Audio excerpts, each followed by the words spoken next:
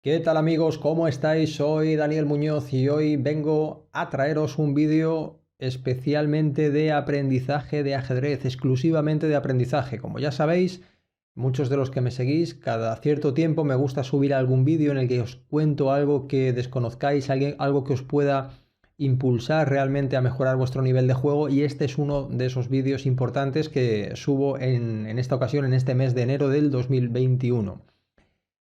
Bueno, hay un conocimiento muy importante, no solo porque lo diga yo, sino porque algunos de los mejores entrenadores soviéticos y más conocidos de ajedrez de la historia, como Alexander Suetin, como el entrenador ruso Anatoly Terekin, consideraban que era muy importante que todos sus estudiantes tuvieran presente a la hora de mejorar su nivel de juego. Se trata de un concepto que es muy poco habitual en los libros de ajedrez, en español muy poco, en inglés es más habitual, pero tampoco demasiado, que se define con una palabra rusa escrita priyome, pronunciada priyom, y que lo que viene a significar es algo así como patrón. Yo creo que esta sería la palabra más parecida en castellano para traducir priyom, aunque en realidad no es propiamente un patrón solo. Es, digamos, es una maniobra típica basada también en estructuras de peones. Ahora os hablaré un poquito también más de esto y veremos un ejemplo muy bueno. La mayoría de los jugadores conocéis o conocemos tácticas básicas, pues como el ataque doble, como la descubierta. Lo que pasa es que este tipo de tácticas y este tipo de herramientas no tienen nada que ver con, o tienen, mejor dicho, muy poco que ver con la ubicación de los peones, y están basadas solo en el lugar que ocupan las piezas. Sin embargo, hay dispositivos estratégicos que dependen de la estructura de peones, y estos son los priyoms. Digamos que son una especie de procedimiento operativo estándar para una posición en particular, y la podemos emplear tanto para blancas en la misma posición como para negras. Lo vais a entender muy bien con el ejemplo que yo os traigo, y vais a ver la importancia que tiene este concepto en ajedrez. Hay muchísimos priyoms reconocidos. Eh, el, el número más aproximado desde el punto de vista alto vendrían a ser como unos 100, pero bueno, luego hay autores que dicen que con saber 50 es suficiente, otros que 25, en fin. En nuestra escuela próximamente también prepararemos un curso específico de priyoms para que todos aquellos que queráis mejorar este aspecto pues lo podáis aprender, ¿vale? Bueno, vamos a ver una partida en la que un jugador eminentemente táctico y combinativo como Mikhail Tal utiliza uno de estos priyoms para ganar de manera estratégica, de manera fina y elegante a un grande también del ajedrez como fue Miguel Najdorf, el argentino. Bueno, vamos a ver esta partida que se jugó en el año 1961.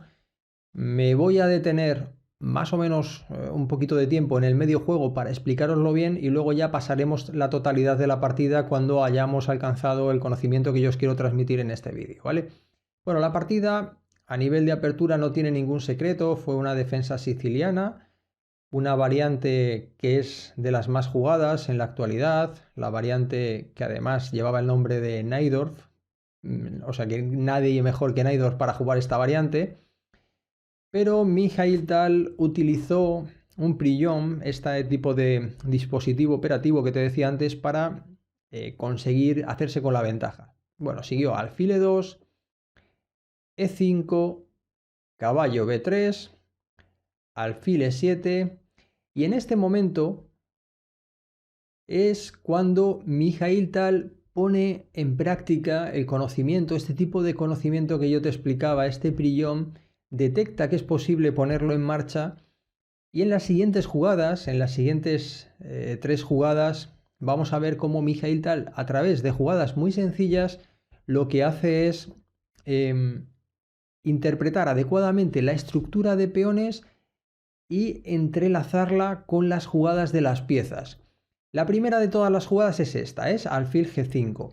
Bueno, vamos a ver que el problema, entre comillas, que puede llegar a tener la posición del negro es esta estructura central, sobre todo este peón de D6 que está atrasado y que nunca va a poder ser defendido por un peón. Y por lo tanto, Mikhail Tal interpreta que si consigue ir simplificando la posición para mantener siempre este peón atrasado, imaginémonos esta posición prácticamente sin piezas y conservando nuestro peón de E4, va a jugar de alguna manera como si tuviese un peón de más, puesto que nuestro peón de E4 o el equivalente, o si consiguiésemos utilizar nuestro alfil para neutralizar los peones, va a hacer que de alguna manera virtual podamos estar jugando con material de más. Lo vais a entender muy bien enseguida. Bueno, esta es la primera jugada. Siguió alfil E6, enroque, enroque y tras alfil por F6, alfil por F6 y lo que ha sucedido es que ahora la posición del negro tiene un pequeño problema estratégico. Y es que el alfil, este alfil de E6 se encuentra sobrecargado en la defensa del punto D5. Puede parecer un hecho menor, pero en realidad es muy importante porque en la medida en la que el blanco consiga mantener la presión sobre el punto D6, va a conseguir una presión estratégica y una mayor ventaja posicional debido a que esta va a ser una preocupación permanente para el negro. Vais a ver cómo siguió la partida. Siguió dama de 3, caballo C6 y caballo D5. El blanco consigue situar un muy buen caballo centralizado. No es posible capturar el caballo. Bueno, es posible, pero no es conveniente porque lo que sucederá es que todavía se notará más la presión sobre el punto D6. Luego las torres vendrán también a presionar. Y este alfil, tras el cambio, que esto es parte del prión del alfil de casillas negras por el caballo que defendía el punto D5, es un alfil muy malo, es un alfil que está siendo interrumpido por su propia estructura de peones. Entonces, tras caballo D5, siguió alfil G5, el negro intenta buscar opciones más activas, llevar su alfil por fuera de la cadena de peones y también buscar algún tipo de contrajuego porque si no va a quedar muy pasivo. El contrajuego que va a intentar buscar es con la jugada F5 y para ello es necesario, digamos, despojarse de este alfil o del bloqueo que genera el alfil en la casilla F6. Siguió torre D1, rey H8. Bueno, la idea de rey H8 es poner el rey a buen recaudo antes de lanzar el peón de F. C3, F5, alfil F3. Y esta jugada también es parte del prión de una manera un poco más sofisticada porque lo que está haciendo es evitar que el negro pueda luchar contra el fortísimo caballo de D5, que es el núcleo de toda la estrategia del blanco. ¿Por qué lo impide? Porque al negro le encantaría poder jugar caballo E7. Esta jugada sería maravillosa, ¿no? Para poder luchar contra el caballo, pero lo que hubiera sucedido en este caso es que tras caballo por E7, alfil por E7, E por F5, alfil por F5, tras alfil E4, el alfil, fijaos la ruta que ha seguido para producir este bloqueo en las casillas blancas y ahora toda la iniciativa del negro se ve neutralizada por este juego en casillas blancas y se nota también la deficiencia que tiene el alfil de casillas negras para jugar en esta posición. Por lo tanto, todo esto es una consecuencia de haber detectado este patrón de juego en un tiempo muy temprano de la apertura y seguir progresando sistemáticamente y entendiendo dónde están nuestras ventajas. En este momento, claro, Najdorf se encuentra en una posición yo creo que incómoda, pero comete un error, o por lo menos lo que podemos llamar un suicidio posicional, y es capturar el caballo. Tras la captura del caballo, pues lo que explicaba antes, ahora se nota mucho más la presión sobre el punto D6 y vais a ver cómo siguió la partida. Siguió F por E4, dama por E4 y dama E7. Me voy a detener aquí un instante. Tenemos 6 peones por cada bando, pero si introducís esta partida en una máquina vais a ver que la evalúa como si el blanco tuviese un peón de más, lo que os explicaba al principio del vídeo. Equilibrio de material, pero se ha producido un bloqueo. El caballo es inútil en esta posición, ha sido neutralizado por este también pequeño patrón para luchar contra el caballo, el avance del peón C, que está interrelacionado con todo lo que os estoy explicando. El alfil es muy malo, el caballo es inútil, existe un peón atrasado y la ventaja posicional del blanco es tremenda, es una ventaja muy grande. Aún así, Najdorf era un grandísimo jugador y consiguió luchar y luchar hasta que finalmente perdió la partida. Y os la voy a mostrar para no dejar el vídeo a medias, pero ya podríamos concluir que el blanco, un jugador de la talla de tal, en este momento tiene una ventaja, no vamos a decir que decisiva, pero casi decisiva. La partida siguió dama D5, torre F6, caballo D2, alfil por D2. Claro, el tema es que cuando el caballo viene a D2 lo hace para venir a una posición soñada. Si este caballo llega a la casilla E4, imaginaos que nada va a poder hacer el negro para despojarlo de esta posición predominante desde donde está golpeando el punto más vulnerable de la posición del negro, este peón de 6.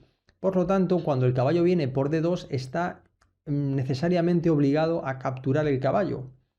¿Y qué consigue? Pues conseguimos desalojar una nueva casilla, quedarnos con un alfil que es una auténtica bestia contra un caballo que prácticamente no tiene juego. Y además el alfil no solo es mejor respecto al caballo, sino que si integramos la valoración relativa de cada una de las piezas en la valoración, en la interpretación de la estructura de peones, como hacen los Prioms, que es lo que yo te estoy explicando en esta clase, pues vamos a ver que la ventaja es enorme por parte de las blancas, de Mikhail Tal. El negro ha quedado en un final muy simplificado, en un final muy malo. Y como os decía al principio, a pesar de que siempre vamos a recordar a Tal por su gran capacidad táctica, pues no nos podemos olvidar que también era uno de los grandes jugadores posicionales de la época y de esta manera secó literalmente a Najdorf. Bueno, la partida siguió, os la voy a pasar ya rápida para que veáis que no tiene demasiado misterio, fue mejorando sus piezas, cambiando, llevó a cabo algunos cambios, cambio de damas, no es demasiado importante ahora para... A ver que se me ha movido esto. No es demasiado importante para evaluar la posición que el blanco haya quedado con los peones doblados, porque incluso Tal va a interpretarlos adecuadamente y va a hacer que estos peones trabajen para él. ¿De qué manera? Avanzando el peón de B y abriendo también la columna A para que la torre pueda jugar. Bueno, la partida siguió B4, rey F7, torre D5, B5, A por B5, torre por B5, torre F7. Aparece otra nueva debilidad, ya tenemos dos, otra que ya se va a manifestar enseguida y toda la posición va a caer. Bueno, la partida siguió, la voy a pasar porque hicieron muchísimas jugadas, pero bueno, para que veáis el final, le comió este peón, ya tenía peón de más. Cuando le atacan la torre viene aquí, no puedes capturar el alfil porque pierdes la torre y si cambias vas a quedar en un final de peón de menos. Así que tras esta posición, rey F3, torre A, rey C7, fijémonos como el peón sigue sin avanzar, ya simplemente faltará secar por completo la posición con el avance del peón. Torre A8, torre A7, caballo B7, H4, rey B8, torre A6, atacamos el peón y atacamos el caballo con el alfil, por lo tanto estamos amenazando ganar un peón.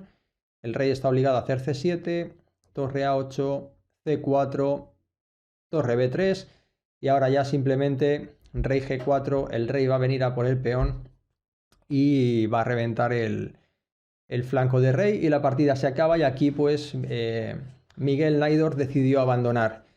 Un gran ejemplo y una gran exhibición por parte de Tal de un juego al que estamos muy poco acostumbrados y que creo que es muy instructivo. Bueno, si queréis aprender más de este tipo de materias, ya sabéis que en nuestra escuela somos expertos en estrategia y podéis probarla online completamente gratis en el enlace que tenéis en la descripción del vídeo, ¿vale? Os envío un cordial saludo y hasta muy pronto. ¡Chao!